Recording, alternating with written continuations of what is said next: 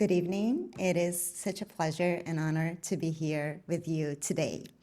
I will be talking about the new corporate law of corporate groups. The starting point for this conversation is the recognition that large corporations, big companies, are not organized as a single legal entity, but rather as groups of companies. Here I've chosen just a few: Pepsi, Dell, Tesla. They all have more than 300 material subsidiaries as reported to the US SEC. If you look at the 10 largest companies in the US, they have a reported average of 104 material subsidiaries. And even for companies that have way fewer material subsidiaries, this is still highly significant because very often the business operations are at the subsidiary level.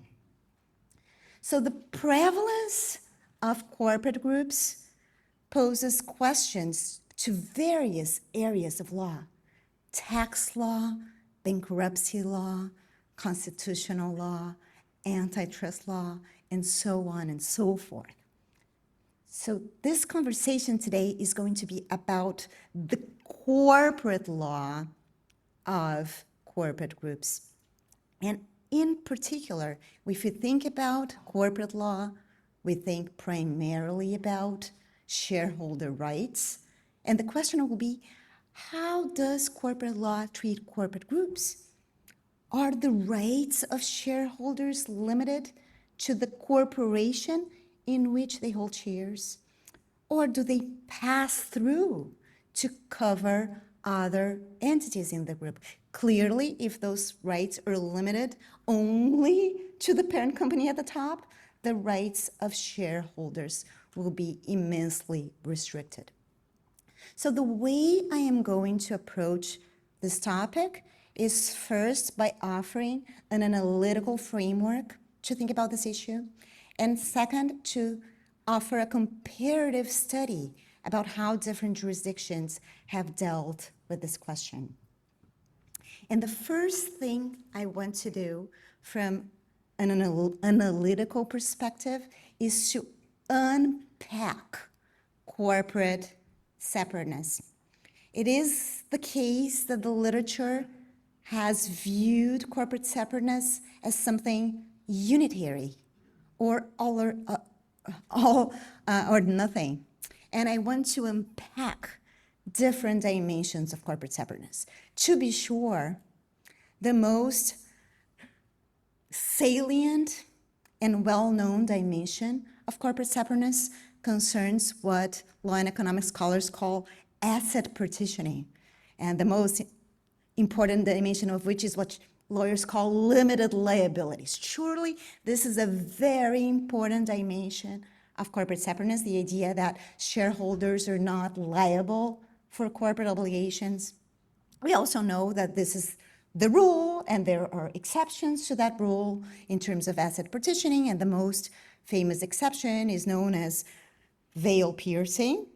And veil piercing in most jurisdictions, though I must say not necessarily in my native Brazil, is linked to exceptional circumstances involving the presence of fraud, abuse, commingling of assets, and something leading to injustice. And this dimension, asset partitioning, limited liability, has dominated the conversation and thinking about corporate separateness. But that is a mistake, because corporations as legal persons can be separate from shareholders along other dimensions. And I have called, and this is my terminology, those different dimensions regulatory partitioning, by which I mean separation between the legal spheres of the corporation and shareholders with respect to consequences other than asset partitioning. And trust me, there's so many of them. I have also termed exceptions to regulatory partitioning, which are very common. Veil peeking, which is when courts don't pierce the veil to grab assets of shareholders, but rather they just peek behind the veil to attribute certain shareholder rights or characteristics to the corporation. And it turns out, as I have shown in previous work, veil peeking is pervasive across areas of law and is subject to different criteria, more lenient. Veil peeking is very often routine and not at all linked to abuse. To be sure, our conversation today about the new corporate law of corporate groups will be not about asset partitioning and limited liability, but rather about regulatory partitioning, or the lack thereof, about the application of corporate law rules and shareholder rights, and that does not implicate liability of shareholders for corporate obligations.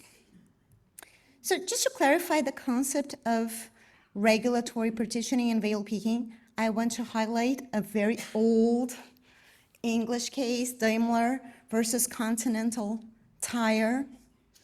That was a case that was decided during First World War, and the question there was a question of statutory interpretation.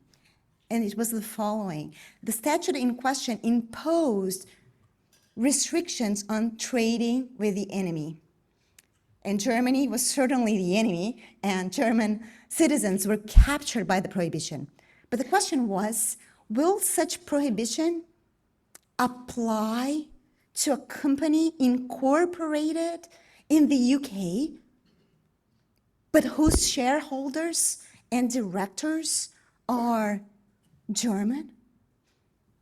And at that time, until today, the prevailing choice of law theory in the UK is that the nationality of the company is governed by the state of incorporation. But then here, the court, the House of Lords, looked at the purpose of the statute and realized that corporate separateness is not all or nothing. And it says that no one can question that a corporation is a legal person distinct from its corporators. But I do not think, however, that it is a necessary corollary of this reasoning to say that the character of its corporators must be irrelevant to the character of the company. And this is crucial for the rule against trading with the enemy depends upon enemy character, and therefore the enemy character of the shareholders and directors of the corporation were imputed to the company for purposes of this statute. And this is an example of veil peeking. The court didn't say, well, there's commingling of assets, this company is not real, there was abuse in the creation of this company, none of that. It was a matter of statutory interpretation in view of the purpose of the statutory scheme in question. Very routine. I mean, I don't think the statute itself was routine, but it did not in any way require abuse. And that leads me to a related concept that I would like to address before returning to corporate law. Here, this project, as other projects I have pursued in this area, seeks to move beyond what I have termed the fallacy of complete corporate separateness. I argue that there is a fallacy of equivocation in this area. And a fallacy of equivocation happens when a term is used with one meaning in the premise and with another meaning in the conclusion. So this is a cute example. Traffic jam is a real headache. 2 aspirins will make a headache go away. Therefore, 2 aspirins will make the traffic jam go away. But the problem here is, of course, that the headache is being used with different meanings in both premises. And the same thing happens with the term separate. So it is the case, certainly I agree with that legal personality provides a separate, in the sense of distinct, nexus for the imputation of legal rights and duties. Separate as distinct, that is correct. But it doesn't necessarily follow that legal persons should be always treated as legally separate in the sense of independent or insulated from shareholders in all contexts. And this is true, of course, for legal persons, and it's true for natural persons. I have children. They are separate from me in the sense that they are quite distinct, as you can imagine. But they are not separate in the sense that our legal spheres are independent.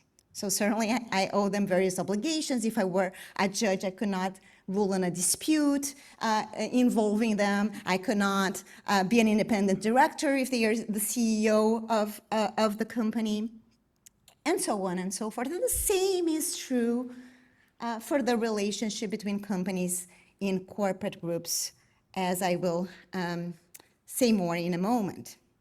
And just before we move on, I want to introduce a different metaphor for the way we think about separateness in this area. In one of his earlier cases, Justice Oliver Wendell Holmes said that legal personality is a non-conductor. Nothing passes through. And he said that in one case, but he did something different in another case. Non-conductor is not a good metaphor. The metaphor I'm using here today is that legal personality is a semi-transparent veil. Regulatory petitioning is upheld for some purposes, but not for all purposes.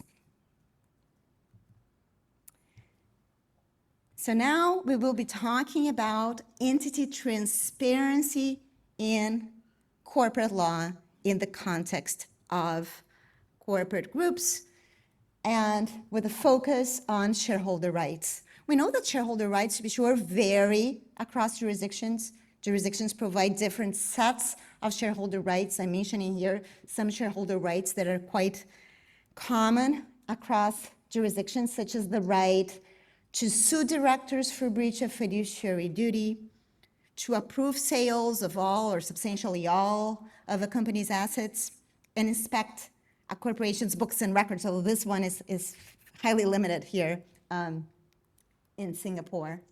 And the question is, can shareholders of the parent company sue directors of the subsidiary if, say, fraud happened at the subsidiary level? What if a sale of all or substantially all of the assets did not take place at the level of the parent, but took place at the level of the subsidiary? Will such rights pass through, or are these rights going to be entity specific? So this is the type of question I am asking over time and across jurisdictions. So I undertake a comparative study to see how the corporate law of key jurisdictions treated entity boundaries, and I'm looking here at the US, UK, France, Germany, India, Japan, Brazil, and I included Singapore. It's not in the original paper, but I'll say a few words about Singapore for purposes of this lecture. Beyond Singapore, the other jurisdictions chosen were the same jurisdictions that are the object of the Anatomy of Corporate Law, comparative corporate law textbook, except that I replace Italy with India to get one more jurisdiction from the global south. And here is the question again: a focus on entity transparency in corporate law when it comes to shareholder rights. So this is not, and I insist, just because it can be confusing, because so much of the debate about corporate separateness is about limited liability. I won't be talking at the first instance about limited liability, because that's not what we mostly talk about when we talk about corporate law. So this is going to be focused on shareholder rights. And because my metaphor talks about transparency, let's remember that I'm talking about transparency in the sense of look-through, pass-through, some permeability between different legal entity boundaries. I'm not talking about transparency in the other way that's very dear to corporate law scholars and practitioners in the sense of access to information. That can be one dimension of what we're talking about here, but it's not primarily transparency as access to information or disclosure. And let me tell you a little bit before I move on to my results about the state of the US literature and the comparative literature before I began working on this project. In the 1970s, Melvin Eisenberg, a prominent corporate law scholar, wrote an article on mega subsidiaries. And he was concerned with the lack, what he saw as the lack of entity transparency. He made the point that large corporations at the time had very large subsidiaries that concentrated a significant fraction of the company's economic activity. However, he saw a problem that shareholder rights were mostly entity-centric.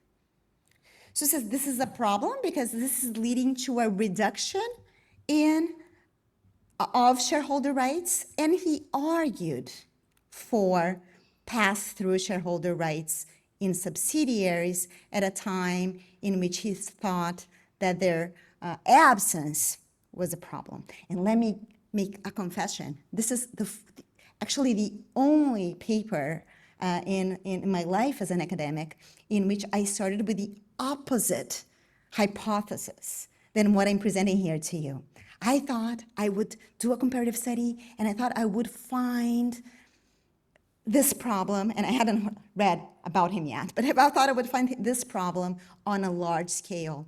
And it turns out, I will be presenting here an opposite story, which is that the problem that he diagnosed is being solved over time, though not all jurisdictions are at the same stage of their evolution. So, but it is also the case that Melvin Eisenberg's work fell into oblivion. Most scholars today don't know about this, in the US don't know about this article at all. And actually, if we read what scholars say, they continue to critique corporate law for its entity centrism, for not being sensitive to the needs of corporate groups. What about the comparative law literature? It's really interesting. Just this afternoon, I had a conversation with Luke Nottage, a visiting professor here, and I told him that my topic was corporate groups. He says, oh, this is so interesting, because this is about, like, German law is really into corporate groups, and the common law is not into corporate groups. And I said, yes, precisely. That's exactly what the literature says. And I'm going to argue the opposite in my lecture tonight. So the literature says that Germany has a law of corporate groups since 1965, Konzernrecht, and some other countries, such as Portugal, Italy, Brazil, followed the German model in having some law of corporate groups that calls itself as being a separate law on corporate groups. But other jurisdictions, such as the US and the UK, are still entity-centric, and they lack a law on corporate groups. To be sure, the debate about the law of corporate groups in Germany is a big one. It includes various different topics. It talks about asset partitioning. It talks about regulatory partitioning. It discusses also the treatment of related party transactions within the group. And very often, discussions about groups, they think not only about corporate law, and they think about various areas of law. And then there are so many issues. And if anything, the conclusion by comparative law scholars, in addition to the fact that some countries have a law on corporate groups and others don't, is that we see no trends in this area. And I will say they see no trends because they are tackling questions that are too big. And today we won't talk about all of that. We will address a narrower question, which is the question of how corporate law, shareholder rights relate to the phenomenon of group of companies. And I would like to show various trends. So here are the key trends. The first trend is an evolutionary trend or claim. So I suggest that there has been a rise of entity transparency across jurisdictions. We do see a trend. We see various legal systems changing their laws to increase entity transparency in corporate law. And interestingly, this phenomenon has accelerated in the last century, or in the last 25 to 30 years. We've seen many reforms in the area. So Melvin Eisenberg's concern with respect to US law was a relevant concern when he wrote, is far less relevant now. I also make a comparative claim, which is that even though various jurisdictions are converging toward greater entity transparency in corporate law, they are not all moving at the same pace. Some have gone there faster than others. So actually, the lack of entity transparency is a factor reducing investor protection in various jurisdictions in ways that have not been captured by the literature. And finally, my third claim is one of decoupling. And this is what I mean by that. People, when they think about corporate separateness, they think about limited liability. And one question is, maybe one would think that one jurisdiction would treat the entity very seriously for all purposes, and other jurisdictions will not treat the entity so seriously. They will be more into transparency for all purposes. But that's not what we see necessarily. There is little correlation, actually, between a jurisdiction's stance toward limited liability on the one hand, which is for the benefit of creditors, and entity transparency in corporate law, which operates for the benefit of shareholders. To give you an example, my native Brazil is really keen on imposing liability on shareholders for corporate obligations, but has been a laggard in entity transparency in corporate law. Whereas the UK is more reluctant to impose liability on shareholders for corporate obligations, but has been a leader in entity transparency in corporate law. And one way to think about it is that the UK is really shareholder friendly, both when it comes to not imposing liability on shareholders and in granting shareholder rights. To be sure, a comparative study of this type faces some challenges in that shareholder rights are not the same across jurisdictions. So in my studies, I've looked at various shareholder rights that appear in particular in some jurisdictions, but don't appear necessarily across the board.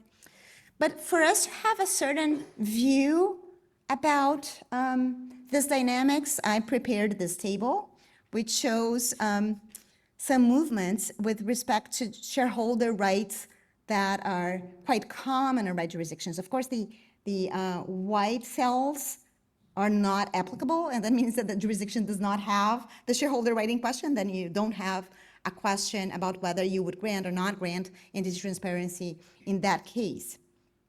What we see is some brown cells, and we have the brown cells for cases in which we don't have entity transparency. To be sure, the question marks maybe should be a different color because those are cases that, to my knowledge, have been untested.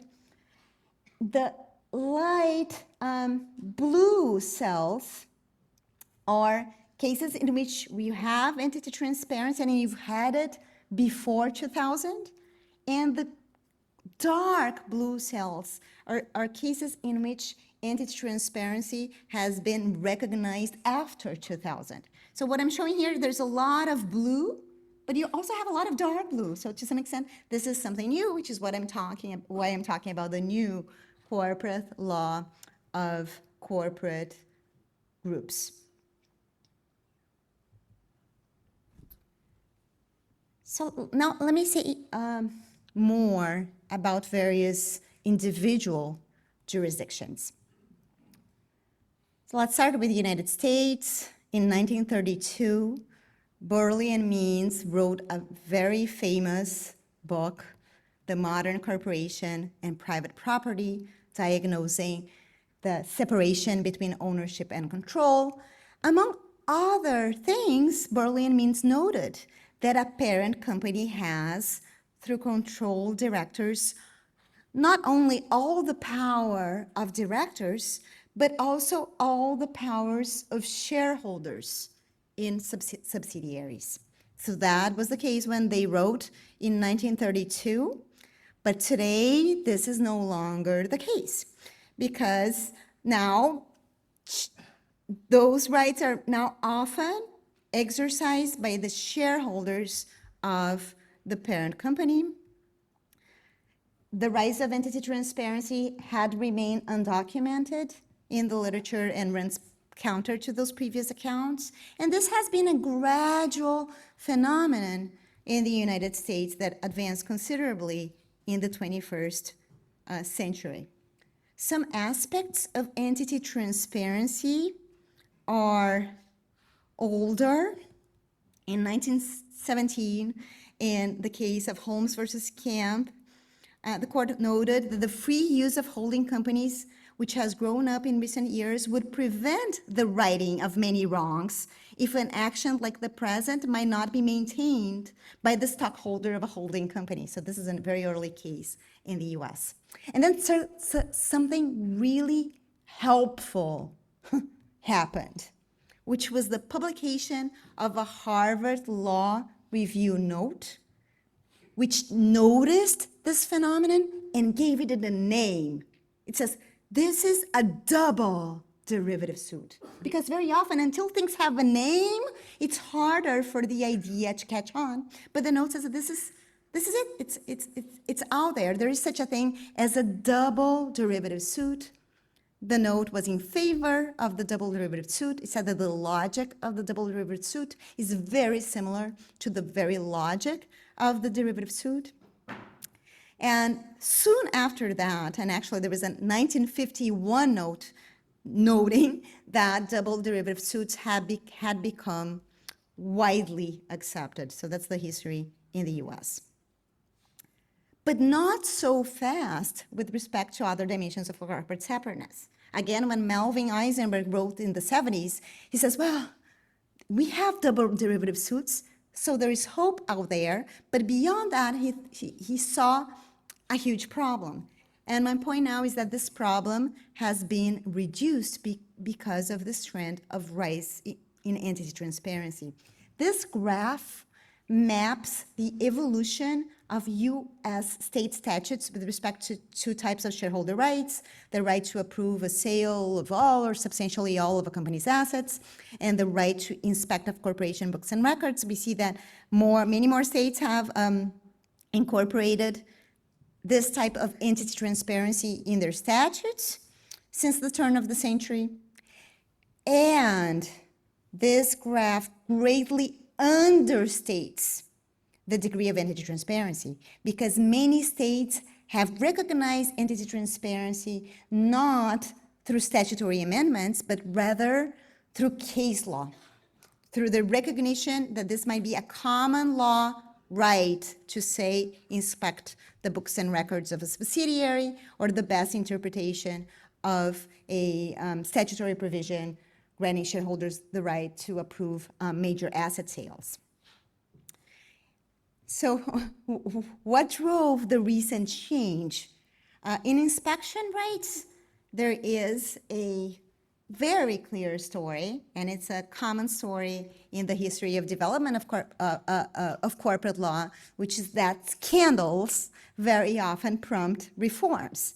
And in the case of inspection rights, the relevant scandal was the accounting fraud involving Enron.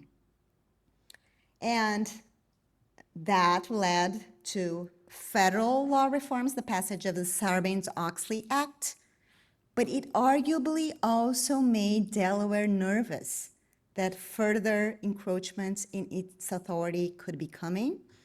And in 2003, shortly after Enron, Delaware clearly shifted from its previous approach, and the previous approach was to subject inspection rights to the same criteria applicable to piercing the corporate veil. You could only do so if you prove that the subsidiary is an alter ego of the parent, has no dignity, commingling of assets, fraud, abuse, something very serious and very bad.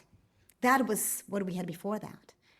After Section 220, the general rule is one that provides inspection rights to cover subsidiaries. So this is the story of Delaware. The story of Delaware is a story of statutory law reform following Enron.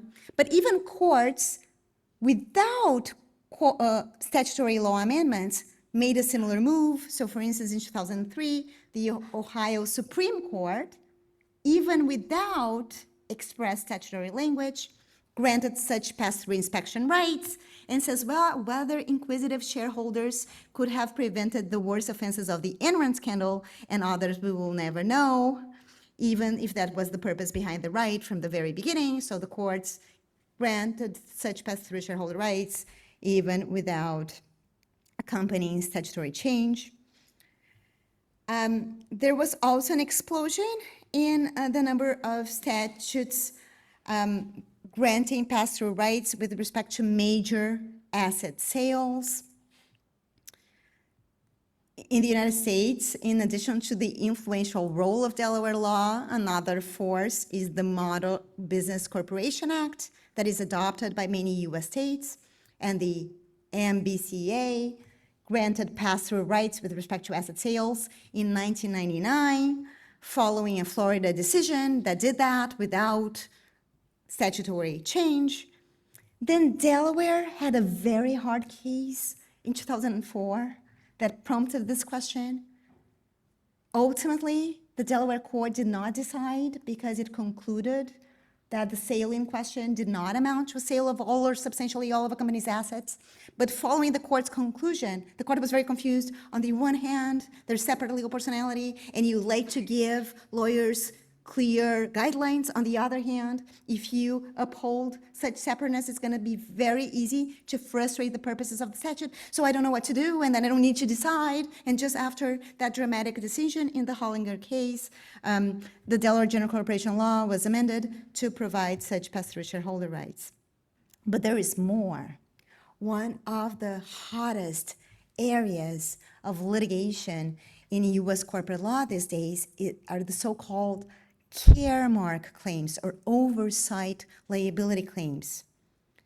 This is about cases in which shareholders sue directors for having failed to oversee the company's operations. So the typical fact pattern is something goes really bad in a company. The company does something unlawful or is involved in a huge accident.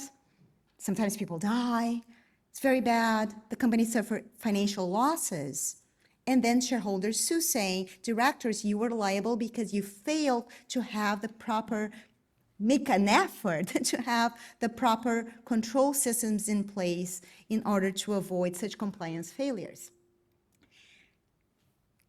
Unknown to many commentators is the fact that such claims often operate on an entity transparency basis.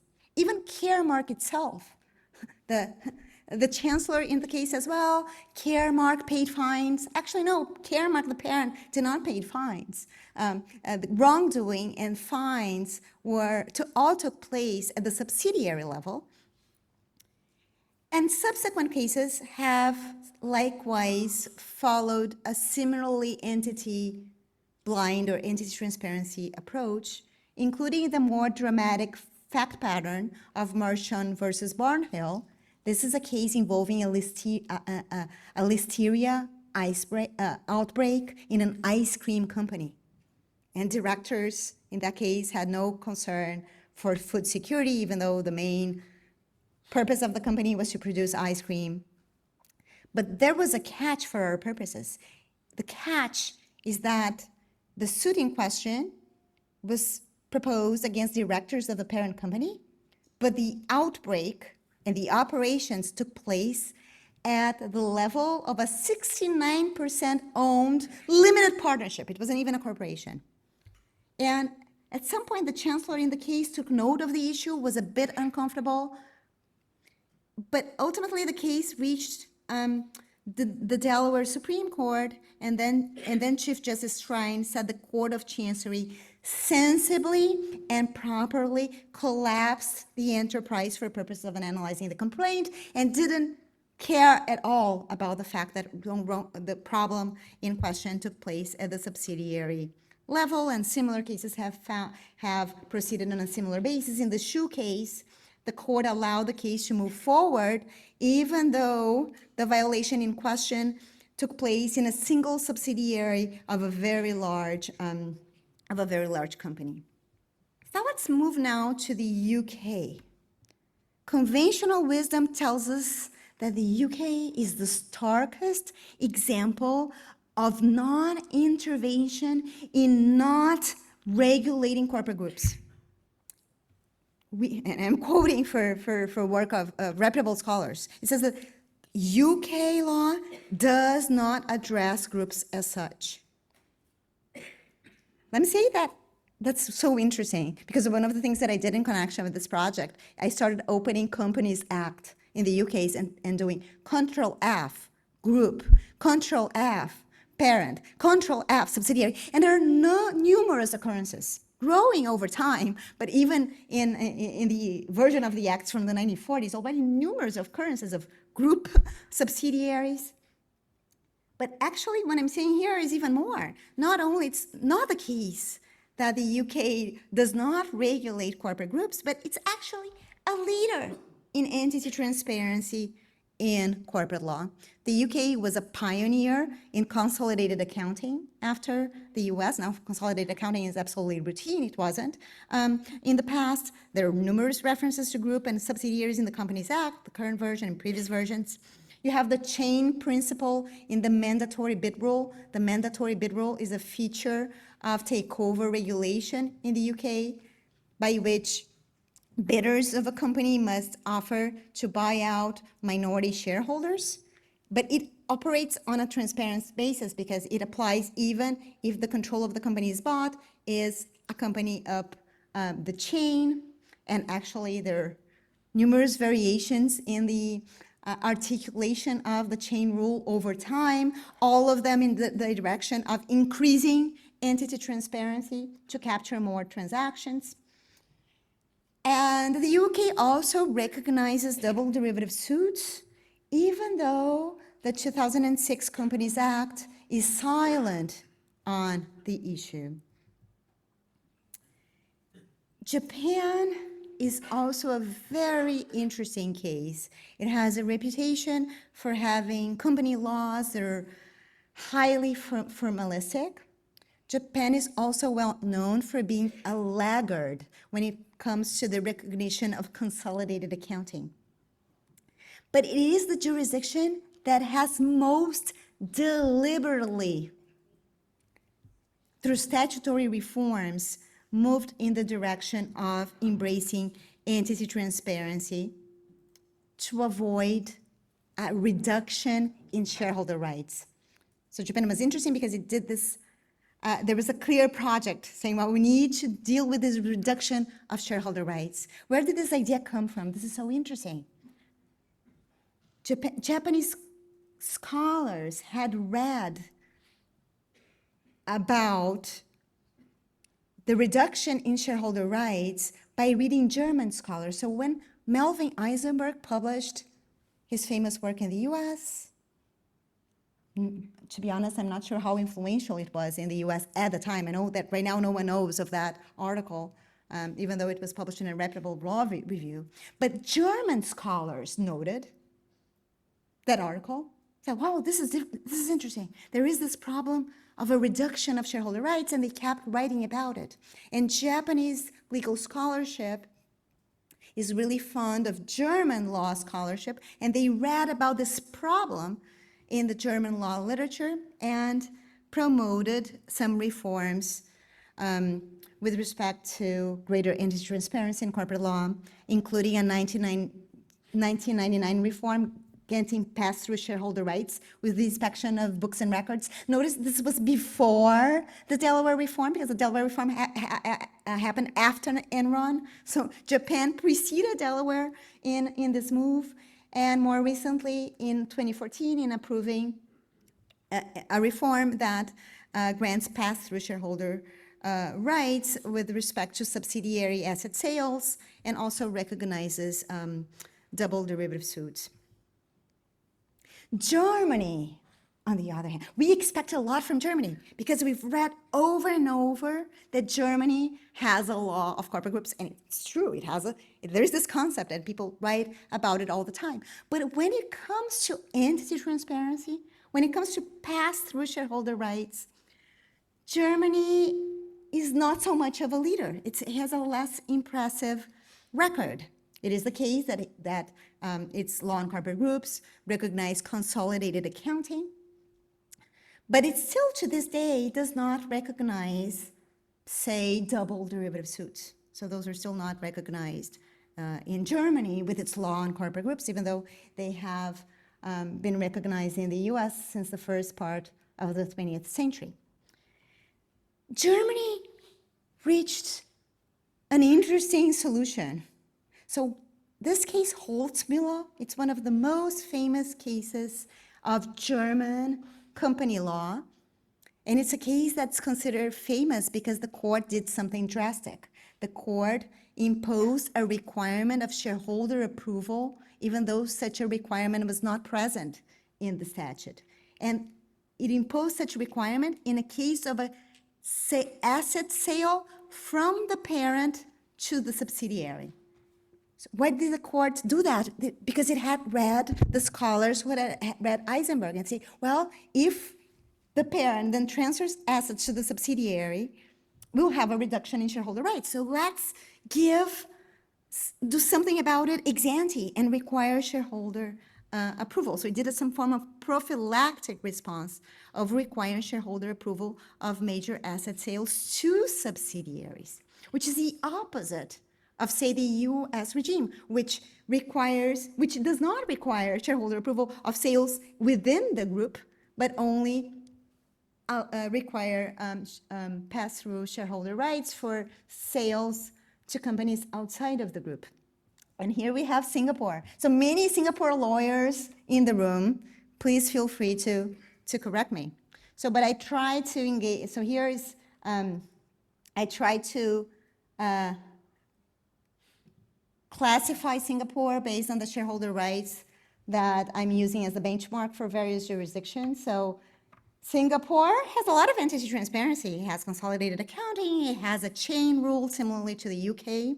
And in this is exciting because it's fairly recent. For a while, when some colleagues had written a beautiful book on shareholder derivative suits in Asia, they said, wow, there are some indications that maybe because of proper person, there should be double or multiple derivative suits in Singapore. Reading this case, we would think that there should be, but it's not clear. But now it's clear. Since the 2021 case, it's now clear that courts have been willing to apply the proper person requirement for derivative suits to allow shareholders of the parent company to sue directors in a subsidiary. But I wasn't able to locate cases discussing major asset sales per subsidiaries one way or another. So this is why I have a question mark. But there are also other cases involving entity transparency in Singapore. And unlike the previous slide, which I prepared just in connection with this lecture, this case is in my original article. And it's a case involving fiduciary duties. And we know that fiduciary duties include the obligation of directors not to usurp corporate opportunities. So in this case, the High Court of Singapore, also in a recent decision, allowed a parent company shareholder to sue a director for usurping a corporate opportunity not from the parent company, but from a subsidiary.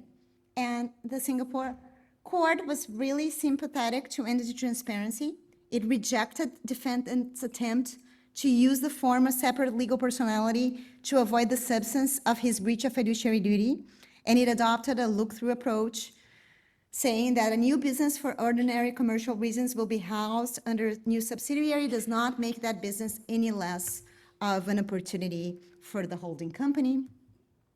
Turns out that other Asian countries have also enacted statutory reforms allowing double derivative suits.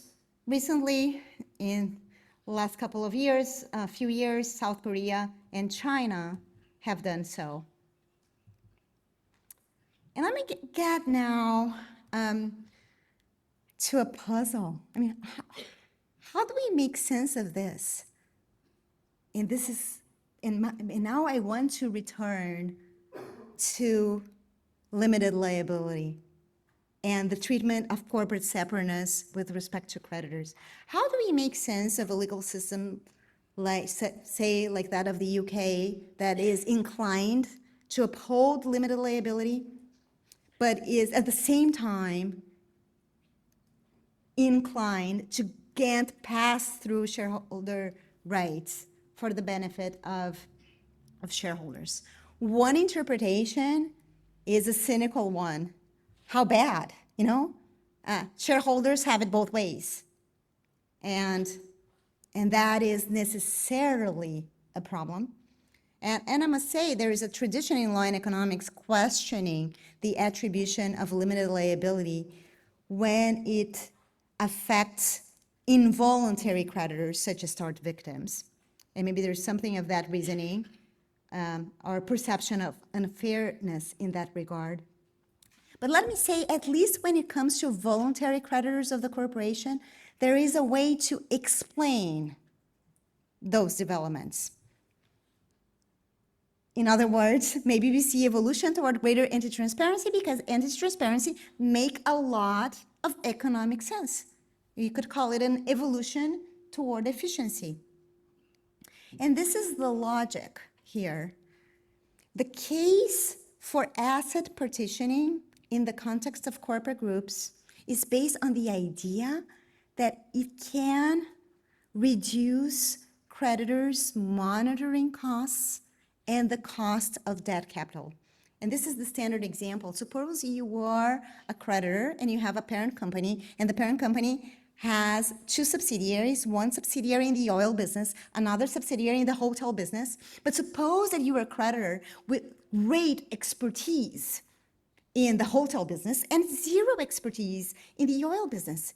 It is great if you can lend only to the hotel subsidiary. You know more about it. It's going to be easier for you to monitor that subsidiary, and you can offer more competitive terms than if you were forced to be exposed to the oil business as well. So it's possible for creditor rights to be made entity specific. That is what asset partitioning does for you.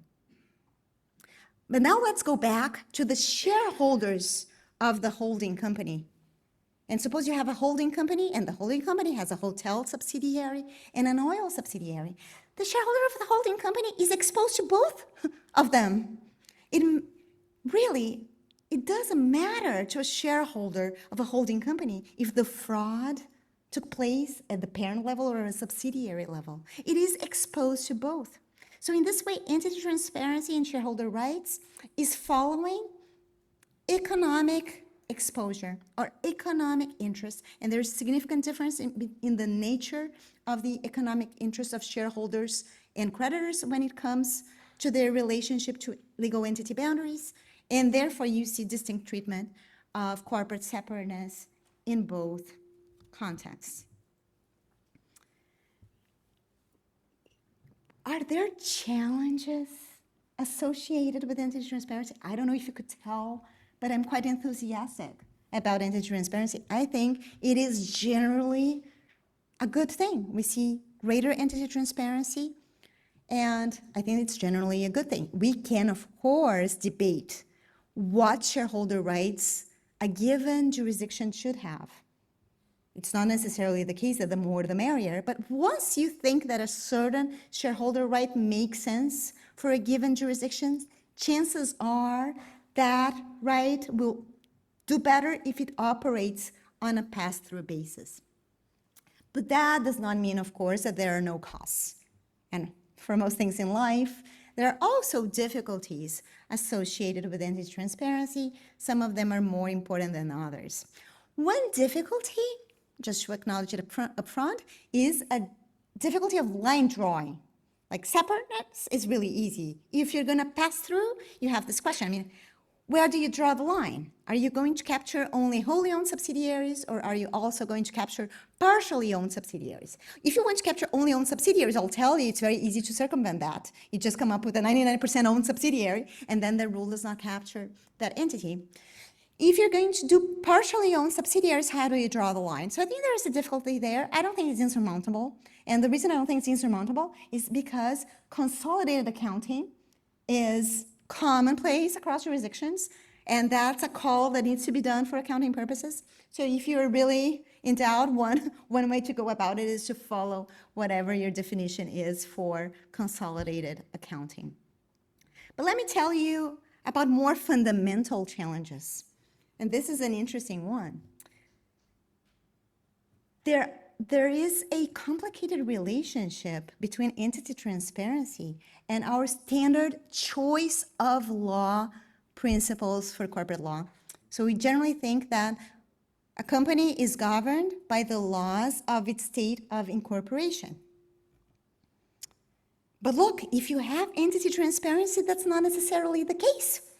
You could have a company being governed by the laws of a different state because those laws have passed through.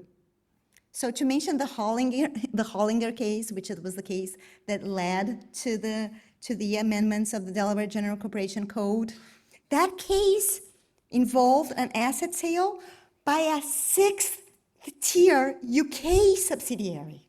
And then you would have Delaware law governing that. By the way, the chain rule creates all sorts of complexities from a conflict of law perspective. So it's really a challenge to the idea that corporate laws are governed by the laws of their state of incorporation. It creates a different regime. To give you a very lively example, I was just mentioning, Kenneth, I have a friend who was a director of a US company. And at some point in time, one of the major problems of the company was the following. US law required companies to disclose the compensation of their top 5 management members. And it turns out that one of them was an executive in a Brazilian corporation. And they would be captured. And they were worried, well, I'm worried about my personal security. I'm worried about being kidnapped in Brazil. Maybe this rule of disclosure does not make sense for Brazil. But guess what? It's not Brazilian law. You were a director in a Brazilian subsidiary, but you're still captured by those rules. And finally, another challenge is that, and this example illustrates that well, is that entity transparency might prevent regulatory differentiation. Suppose it makes sense for a Brazilian firm to be governed by a different set of corporate law rules. Certainly, entity transparency prevents that because of its extraterritorial application. We can also think that maybe firms in different industries are best served by a different set of rules, and entity transparency can interfere with that. There's also a question about explaining the variation that we see in the incidence of entity transparency across jurisdictions. Why is it that the US and the UK moved before other jurisdictions, even though they never thought about corporate groups? They moved before other jurisdictions. And one hypothesis here is that the prevalence of wholly owned subsidiaries in those jurisdictions might explain that. The case for entity transparency is more intuitive and stronger with respect to wholly owned subsidiaries. So maybe jurisdictions that have plenty of wholly owned subsidiaries are more likely to get entity transparency compared to jurisdictions in which many of the subsidiaries are partial subsidiaries. And maybe that explains why India, Brazil have been laggards, given they have more partially owned subsidiaries. We don't see so much of a common law, civil law pattern here. It is the case the US and the UK were leaders, but India, for instance, refused to follow that pattern in not recognizing double derivative suits, for instance. Japan, a civil law jurisdiction, granted pass-through shareholder rights with respect to inspection before Delaware. And I want just here pause to reflect about the broader implications, because it is the case that in other areas of law, people still have misconceptions about the operation of corporate law. For instance, Ruggie, who was in charge of coming up with the framework and then guiding principles of the United Nations on business and human rights, he had this idea that legal systems worldwide have strong public policies in favor of legal autonomy of subsidiaries. Well, I don't know in what area of law, maybe for liability, but corporate law does not think about it in the same way, let me tell you. Also, this US Supreme Court case, the question in the case was one of statutory interpretation, whether sovereign immunity would apply to a subsidiary of a state-owned enterprise. And the court was under the impression, reading legal scholarship, that the doctrine of piercing the corporate veil requires fraud and exceptional circumstances, and there is no authority, the court says, for extending as a categorical matter the treatment of the parent to all subsidiaries. No authority. You can never do that in the absence of exceptional circumstances. But corporate law now does it in a fairly routine matter with respect to several shareholder rights. I think it's important to move beyond the entity versus enterprise framing of this debate and the all or nothing debate. It's either everything is the same or they are completely separate for all purposes. This really paints with too broad a brush. The analysis is not all or nothing within the group.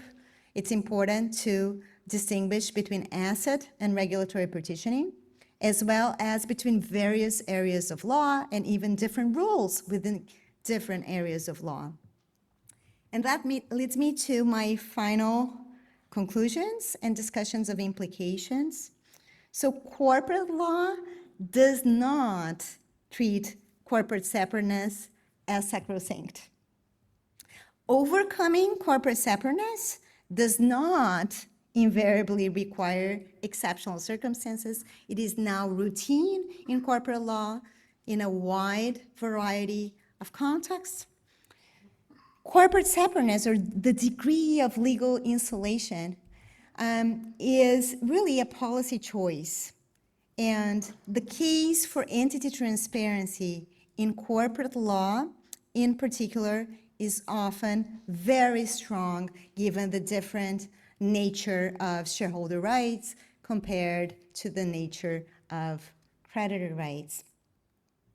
And with that, I thank you very much for your attention.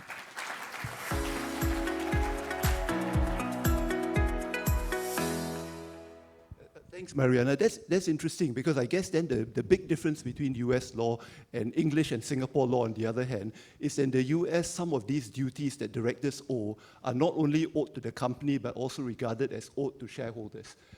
English and Singapore law, I think, would be very loath to go down this route, because then that might mean that the shareholders who take action and who act quickly enough then get a certain benefit that is not given to the other shareholders who are not participating in the suit. And that's why it is often the case that the claim has to be brought through the company in one way or the other. Either the company itself does it or via a derivative action or double derivative action, right? But you don't allow single shareholders in their own right to bring claims. But maybe this is less of a concern in the US, because perhaps the existence of class action suits means that it's very easy to have all shareholders join in through a very simple and straightforward process, which unfortunately does not exist in England or in Singapore.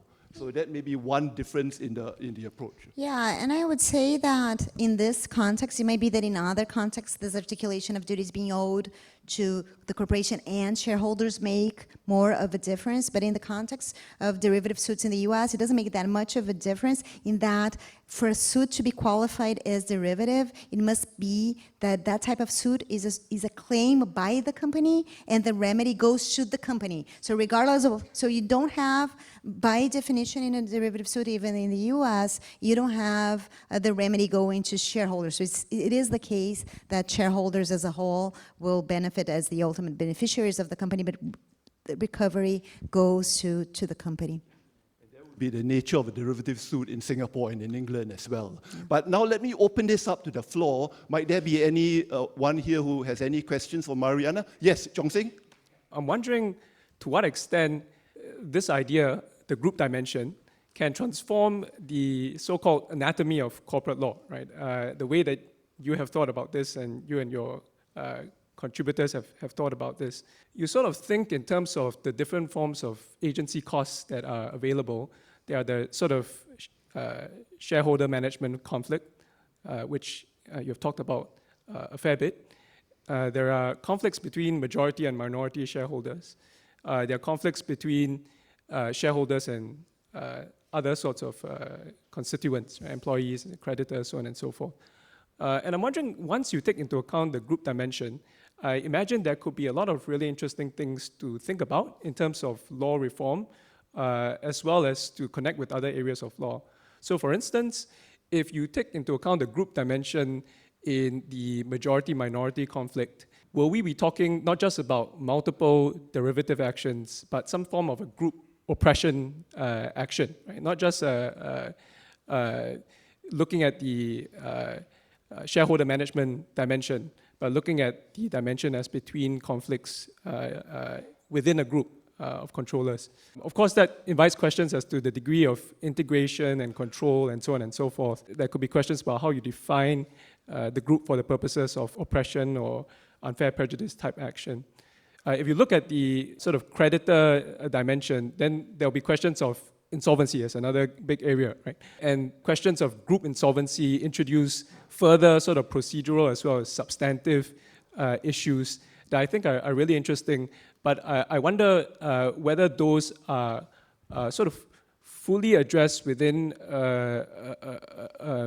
the suggested sort of normative framework, or are there some gaps that one wants to allude to when looking at these further aspects? Are these things that would interest your thesis? Yeah, so that's great. So certainly I began this project with the framework of the anatomy of corporate law. So corporate law aims to solve agency problems. In the end of shareholders would be between management and managers and shareholders, or controlling shareholders and minority shareholders. When I began this project, I thought I will look at the law out there and I will find lots of problems and lots of inconsistencies. And what I found is that in many ways, the law had evolved so as to solve many of those problems. All of them, no. So for instance, going back to the anatomy of corporate law, the anatomy of corporate law talks about inspection rights, talks about derivative suits. It doesn't talk very much about whether you have double derivative suits, but that's very important, because if you have derivative suits and you don't have double derivative suits, you are restricting. So I do think that that granularity is important, because we can have a statement or a conclusion of greater convergence if we don't do this type of analysis. So this is on the shareholder side, and it might be, if we think hard enough, we'll think about more cases that have been wrongly decided along this dimension, and hopefully this frameworks as well. Now we can identify this as part of an issue, a name, a trend, and we have a story why we should have convergence in this direction. To be sure, there's also the side of debt. And it is the case that we've seen, and this was the statement at the beginning, greater entity transparency, more movement in that direction than arguably in the direction of limited liability, though it is true, right? In many cases now in the UK, there's a tradition of holding parent companies liable not on veil-piercing grounds, but on duty of care grounds, which are not as automatic as with the things we are seeing in corporate law. It's still like a violation of duty, still treating them as separate, just to a certain extent, but it's moving perhaps in that direction. And I think there is a world of issues in terms of having different views about what should happen at the creditor side. So I certainly think maybe there's even more room for reform in the creditor side once we realize that corporate separateness is not a necessity. The world won't fall apart. It's a policy choice. It's not all or nothing. It can be quite modulated depending on the context. And then I think certainly in the creditor side, lots of nuances could then be engaged with once we make that move. It leaves me with the great privilege and honor of thanking Mariana for, I think, what was a very interesting lecture. I think that, it shows that corporate law is constantly evolving, and what many of us might have studied in law school is really no longer the case, right? It's evolved quite a bit, it's moved forward a bit, and I think necessarily so, because corporate groups are reality, and while there are benefits to it, there are also certain downsides, and the law always has to manage the tensions and find what is ultimately optimal for the good of society, right? And I think Mariana's lecture really engages this core idea very well. So thank you very much, Mariana, for coming all the way here to Singapore NUS and to give a lovely lecture. Thank you. Pleasure.